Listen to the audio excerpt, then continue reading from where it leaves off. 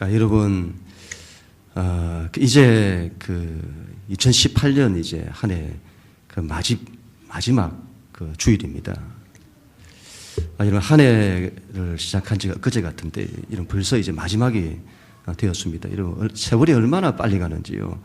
그 나이만큼 간다고 하더라고요. 10대는 10km 가고 20대는 20km. 그래서 그렇게 안 가는가 봅니다. 세월이 왜 이리 안 가나. 우리도 옛날에 그랬잖아요. 근데 50을 넘어가면 그냥 50km로 달려가고 60을 넘어가면 60km로 달려가고, 그 뒤는 제가 이야기를 안 하겠습니다. 하여튼 얼마나 세월이 빨리 가는지 모릅니다. 여러분, 어떻게 한 해를 또 잘 살아오셨습니까? 그 어떤 목사님이 그 성공에 대한 이런 글을 올렸어요. 10대의 성공은 좋은 부모를 만나면 성공한 거다. 20대는 공부를 잘하면 성공한 거다. 30대는 좋은 직업을 가지면 성공한 거다. 40대는 2차를 쏠 수 있으면 성공한 거고, 50대는 자녀들이 공부를 잘하면 성공한 거고, 60대는 아직 돈을 벌고 있다면 성공한 거고, 70대는 건강하면 성공한 거고, 80대는 그 아내가 밥을 차려주고 있으면 성공한 거고, 90대는 아직 전화 오는 곳이 있으면 성공한 거고, 100대는 눈 뜨고 있으면 성공한 거다. 이런 이야기를 해요. 여러분, 우스개 소리입니다만은 저렇게 사는 게 인생인가 싶습니다. 여러분, 오늘 우리가 간증에서도 우리가 들었습니다만은 우리가 하나님 잘 믿고 예수님 잘 믿어야 합니다. 이것보다 더 큰 복은 없습니다. 우리 인생에서 이것만큼 큰 성공이 없고 이것만큼 귀한 것이 없습니다. 여러분, 오늘은 이 마지막에 대한 부분을 좀 이야기를 하도록 하겠습니다. 우리가 한 해를 돌이키는 것도 굉장히 좋습니다만은 오늘 또 마지막 주일이고 또 마지막에 대한 이야기, 또 이런 때가 아니면 제가 설교하기도 참 힘든 그런 내용들인데 오늘 이 점을 좀 나누도록 하겠습니다.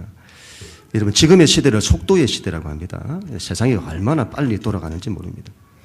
이런 끝으로 가면 갈수록 속도가, 체감하는 속도가 빠른 법입니다. 인생의 속도도 끝으로 갈수록 빠른 것처럼 이 역사라고 하는 이 속도도 끝으로 갈수록 빠른 법입니다.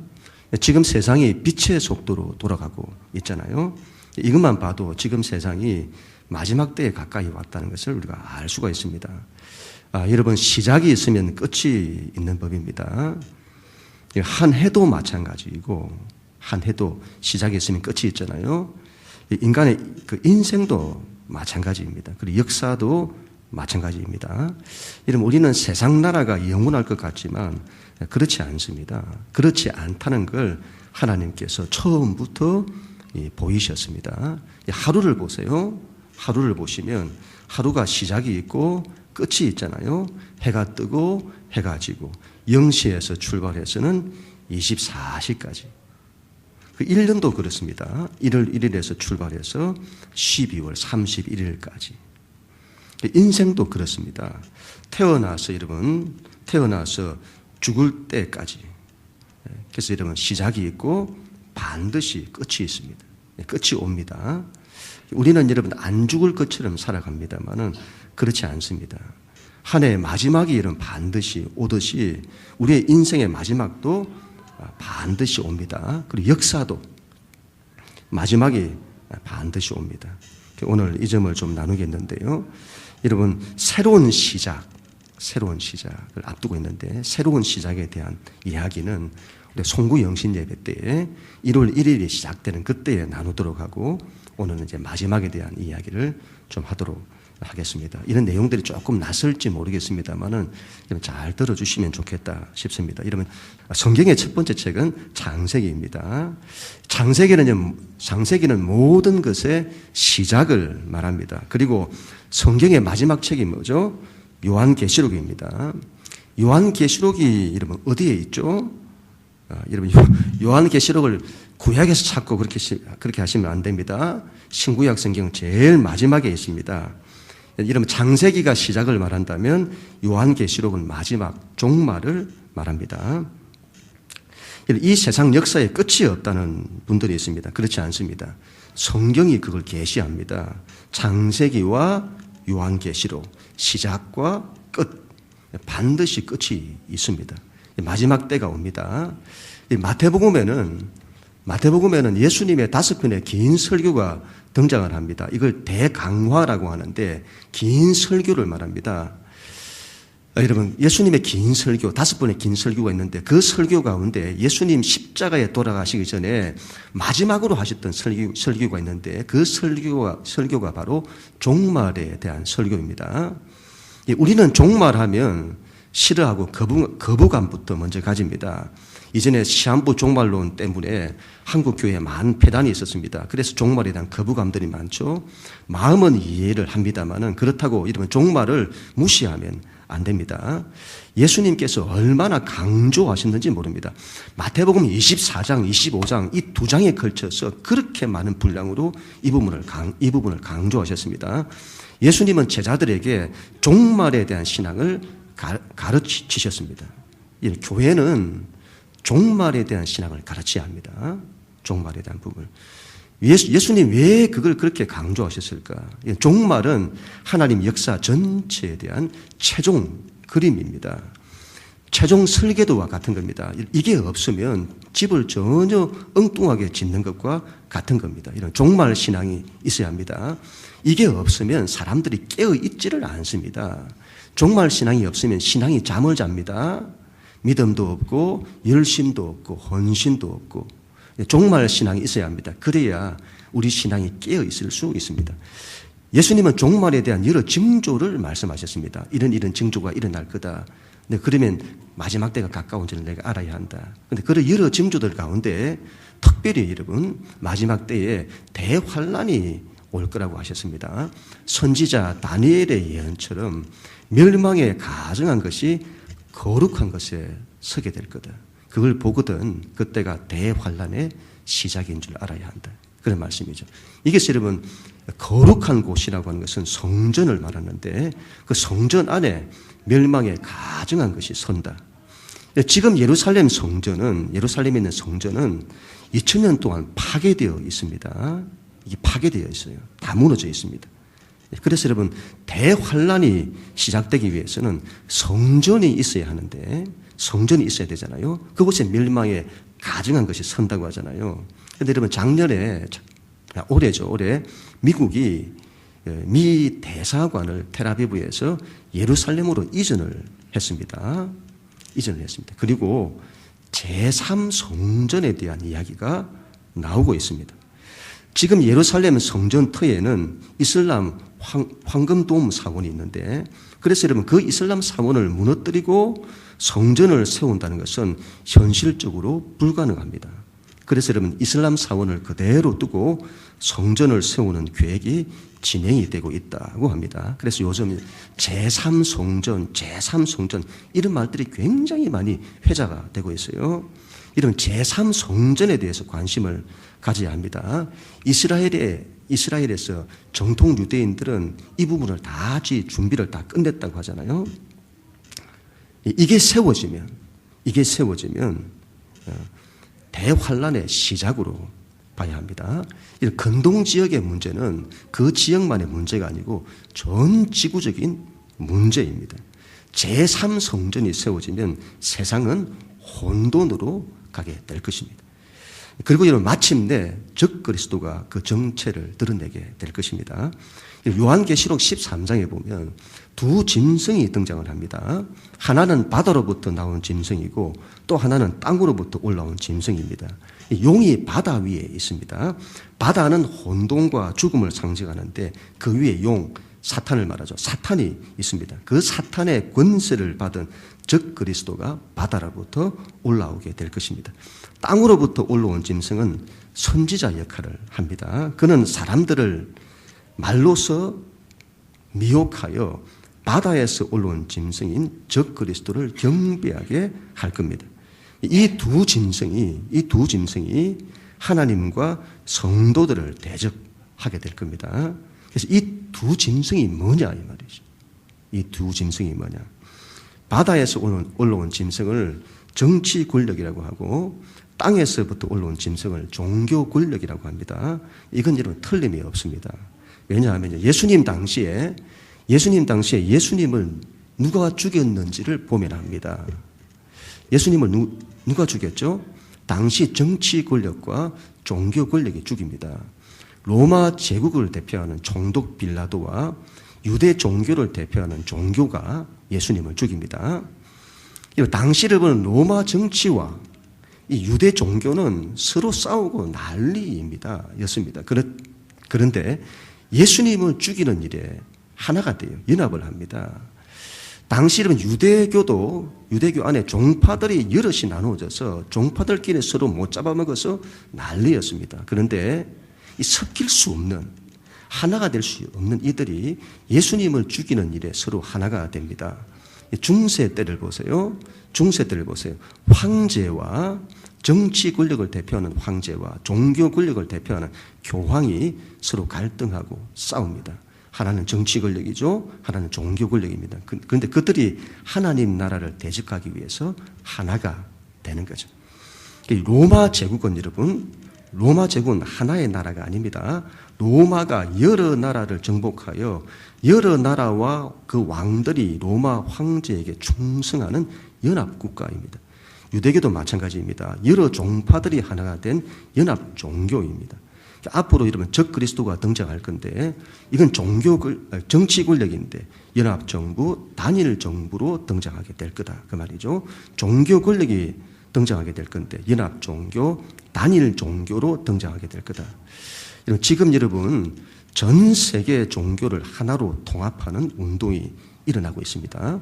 유엔 프로젝트 가운데 하나인데 구원의 길은 산의 정상에 오르는 것인데 목표는 같다. 그런데 길이 여러 가지다. 그래서 모든 종교는 서로 다른 모양으로 존재해서 그렇지 똑같은 거다. 같은 거다. 다른 옷을 입은 것 뿐이다. 다 같은 거다. 그래서 이걸 하나로 엮습니다. 그래서 여러분 그 연합된 단일 종교, 그 수장이 누가 되는지를 잘 주목을 해야 합니다. 지금은 그 역할을 누가 하고 있죠? 교황이 하고 있는 겁니다.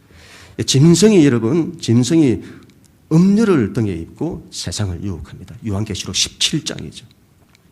여러분 요한계시록을 볼 때에 바다에서 올라온 짐승, 땅에서 올라온 짐승, 그리고 음료를 주목을 해야 합니다. 고대로부터의 음료는 다산과 풍요를 상징합니다.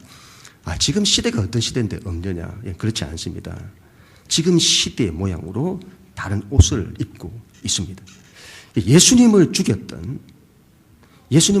정치 권력, 종교 권력, 그리고 마지막 권력이 있는데 그게 바로 경제 권력입니다.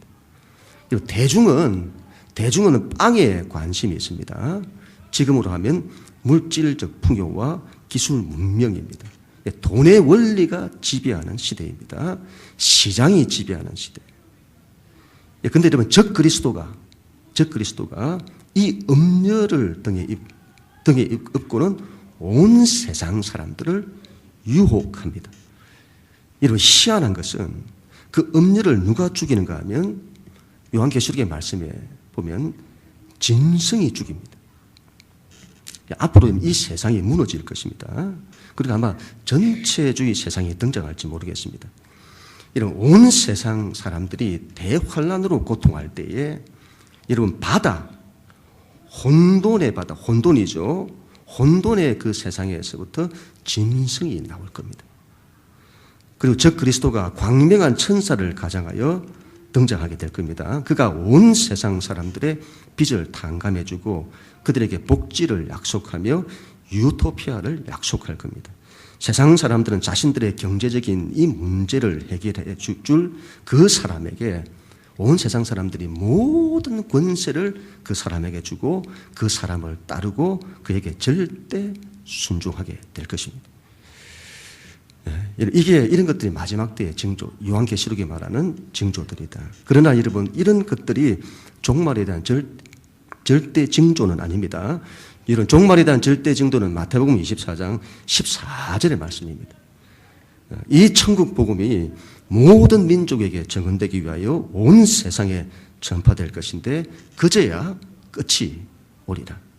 여러분, 천국 복음이, 우리가 믿는 이 천국 복음이 온 세상의 모든 민족에게 전파되어야 합니다. 그제야 끝이 온다. 결국 복음은 예루살렘에서부터 시작하여 예루살렘에서 끝나게 될 겁니다. 지금도 천국 복음은 마지막 예루살렘 전 세계를 다니고 마지막 예루살렘을 향해서 그 끝을 향해서 달려가고 있습니다. 그런데 여러분, 지금 강력한 이슬람 세계가 중간에 버티고 있잖아요. 이제 복음의 전진을 막고 있습니다. 그러나 여러분, 천국 복음은 이 이슬람이라고 하는 강력한 이 세계를 뚫고 예루살렘으로 들어가게 될 것입니다. 그리고 마지막 유대인들이 예수 그리스도를 믿게 될 것입니다. 이런 유대인들이 돌아와야 합니다. 사도 바울이 로마서 9장 이후부터 그렇게 강조했던 마지막 로마서의 결론이죠. 유대인들이 돌아오게 될 거다. 그리고 하나님 선교가 완성될 거다. 이 말이죠. 그게 마지막의 징조인 겁니다. 그래서 여러분, 우리는, 교회는 이슬람 선교를 위해서 기도를 해야 합니다. 그리고 이스라엘의 회복, 유대인의 회복을 위해서 기도해야 합니다. 이거 하나님의 뜻입니다. 이걸 위해서 기도할 때 하나님 굉장히 기뻐하십니다. 우리는 여러분, 이 이스라엘이라고 하는 나라의 상황에 대해서 관심을 가져야 합니다.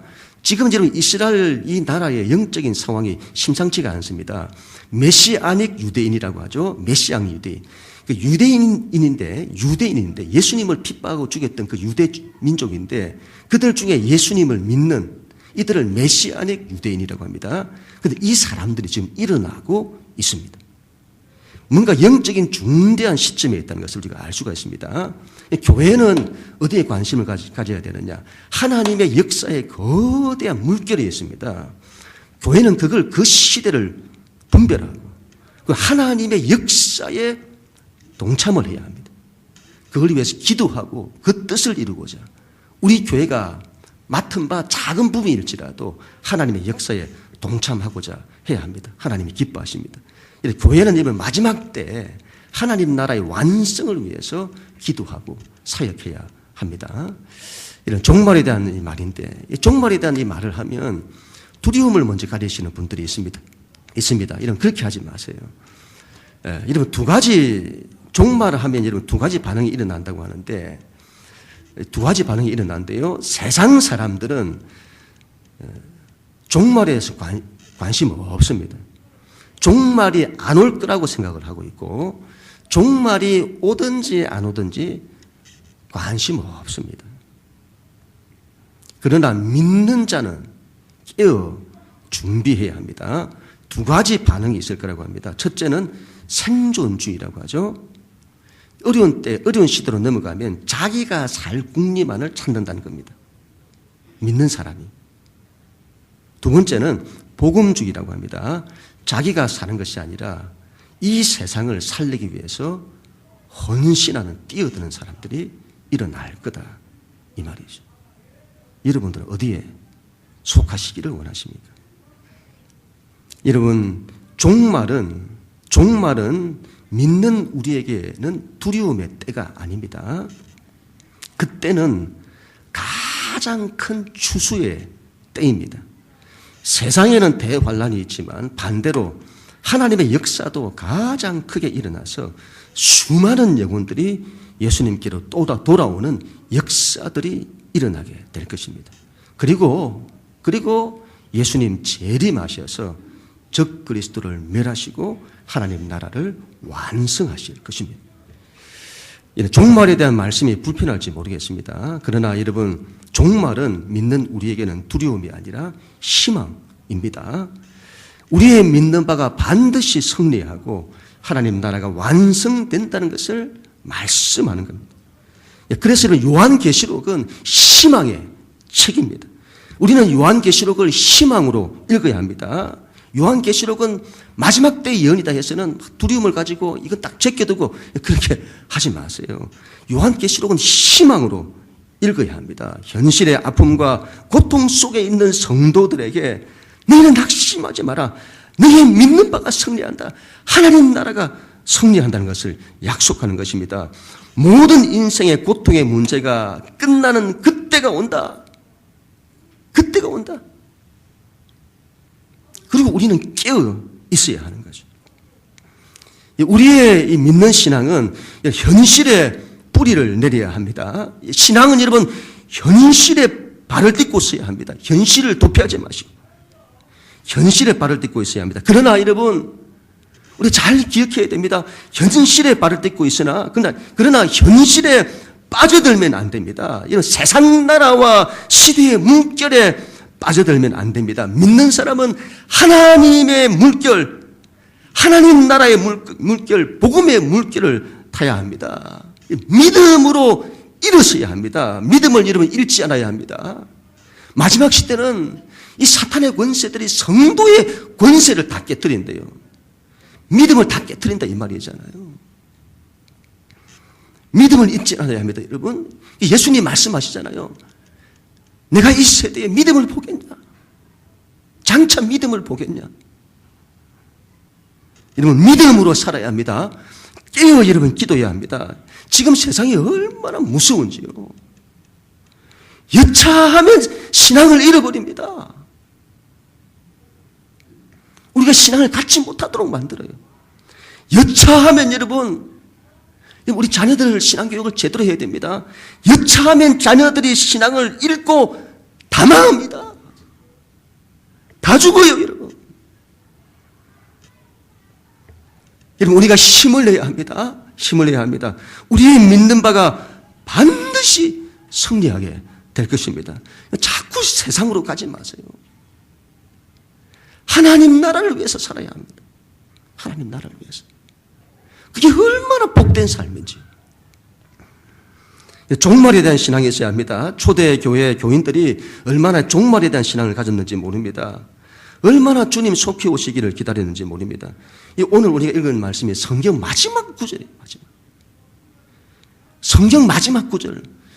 그 구절이 무슨 말씀이죠? 이것을 증언하신 이가 이르시되 내가 진실로 속히 오리라 하시거늘 아멘. 주 예수여 오시옵소서. 예수님이 속히 오신다고 하십니다. 약속하시잖아요. 거기에 대한 성도들의 반응이 아멘. 주님이 속히 오신다 하시니까 아멘. 주 예수여 속히 오시옵소서. 우리 신앙이 그래야 된다 이 말입니다. 초대교회 성도들은 예수님의 재림을 간절히 대망했습니다. 우리도 그래야 합니다. 주님 오시기를 간절히 기다려야 합니다. 예수님이 이 땅에 여러분 처음 오실 때에 이스라엘 땅에는 메시아에 대한 대망이 크게 일어났습니다. 메시아가 오실 거다. 메시아가 오실 거다. 간절히 기다렸습니다. 그리고 마침내 메시아가 오셨습니다. 우리도 그래야 한다 이 말이죠. 예수님 다시 오실 것입니다. 다시 오시기를 간절히 소망해야 합니다. 그리고 주님 다시 오실 것입니다. 이런 반드시 그날이 옵니다. 하늘에 한 해의 마지막이 오든 인생의 마지막이 오든 역사의 마지막도 반드시 옵니다. 그때 주님 오시면 여러분 우리의 인생의 모든 아픔과 눈물과 고통을 다 닦아 주실 것입니다. 그때 주님이 오시면 우리가 살아 생지는 우리 인생의 그 모든 억울함들을 다 신원해 주실 것입니다. 모든 평가는 그때 다 일어나게 될 겁니다. 그때 마지막에 웃는 자가 진정한 승리자입니다. 그때 주님 앞에서 웃을 수 있어야 합니다. 그때 주님 앞에서 인정받을 수 있어야 합니다. 착하고 충성된 종아, 잘했다, 잘했다, 수고했다, 고생했다, 고맙다. 예수님으로부터 그런 말을 들을 수 있어야 합니다. 그리고 하나님 나라에서 새로운 한 해 시작을 해야 합니다. 그때 여러분 그 하나님 나라에서 새로운 시작을 이룰 그때에 여러분 그때 축복을 많이 받으세요. 상이 있다고 하잖아요. 상이 있다고. 그때 상 많이 받으세요. 이 땅에서 여러분 성공 말고 그 땅에서 성공하는 사람 되세요. 주중에 제가 여러분 상가에 주차를 하려고 하는데 차가 너무 많은 겁니다. 그래서 자리가 없어요. 그래서 제가 사이드에다가 차를 대고는 주차 공간이 나올 때까지 기다렸습니다. 그런데 저 안쪽에 차 두 대가 차가 나가는 그 길에다가 주차를 이렇게 해놓은 겁니다. 한 젊은 여자분이 차를 빼려고 하는데 앞에 차가 이렇게 있으니까 빠져나오지를 못하는 거예요. 차에서 내리더니 차 앞부분에 유리를 막 이렇게 기웃거리고 아마 전화번호를 찾는 것 같은데 뭐 전화를 뭐 돌리기도 하고 근데 전화를 안 받나요? 그리고는 발을 동동 구르고 있는 겁니다. 제가 여러분 가만히 있으려고 하다가 이 마음이 약해가지고 차를 두고는 막 달려갔습니다. 그리고는 저 차 빼시려고요. 네 이렇게 차가 브레이크를 걸어놨던가요? 잘 모르겠어요 하더군요. 제가 차를 이렇게 밀어보니까 차가 밀리는 겁니다. 한 번쯤 밀어보시면 될 건데 그 차가 굉장히 더러워요. 하여튼 제가 차를 좀 밀어드렸습니다. 그리고 운전이 굉장히 초보인 것 같아요. 제가 얼마나 또 친절히 안내를 했는지 이렇게 하셔야 됩니다. 이렇게 하면 사이드가 부딪히니까 빙 이렇게 둘러서 이렇게 하시고 다시 후진을 하셨다가 이렇게 하셔야 된다고. 요즘 저희 사모님이 이제 초보 운전해가지고 열심히 배우고 있는데 제가 잔소리를 많이 했습니다. 굉장히 후회했습니다. 좀 이중적인 것 같아요. 굉장히 친절하게 하고 이 잔소리. 근데 그 여자분이 가시면서 얼마나 고마워하는지요. 그럼 머리를 이렇게 굽신거리시면서 감사하다고 이렇게. 그리고는 새해 복 많이 받으세요. 근데 제가 마스크를 벗었어야 되는데 말이죠. 마스크를 쓰고 있어가지고 얼굴을 못 알린 거 아닙니까? 제가 돌이켜보니까 그 자매의 축복이 제가 축복을 받았습니다. 자매의 축복이 하나님이 주시는 축복으로 막 이렇게 느껴지는 겁니다. 영씨가 수고했다. 고맙다. 잘했다. 새해 복 많이 받아라. 그렇게 말씀하시는 것 같은 거죠. 여러분 한 해 동안 여러분 열심히 달려왔습니다. 앞으로도 열심히 달려야 합니다. 여러분 주님 오실 때까지 현실을 도피하지 마시고 열심히 믿음으로 싸워서 열심히 살아야 합니다. 주님 오실 때까지 여러분 우리 믿음 붙들고 열심히 우리가 살아야 합니다. 주님 앞에 섰을 때에 주님 앞에 서는 그날이 올 겁니다. 그때 잘했다. 수고했다. 그때 주님이 복 많이 받아라. 그 칭찬을 주님으로부터 듣는 우리가 되어야 될 줄을 믿습니다. 한 해 마지막을 보내는데 여러분 지난 세월을 돌이키는 것도 굉장히 좋습니다만 믿는 자들은 한 해 마지막이 지난 세월의 아쉬움으로만 자리 잡으면 안 되고 희망입니다. 희망해야 합니다. 주저앉아 있지 마시고 이렇게 세워야 됩니다. 주님 오실 때까지 믿음 붙들고 일어서야 합니다. 그럼 우리 모두가 다 될 수 있기를 주님의 이름으로 간절히 축원합니다.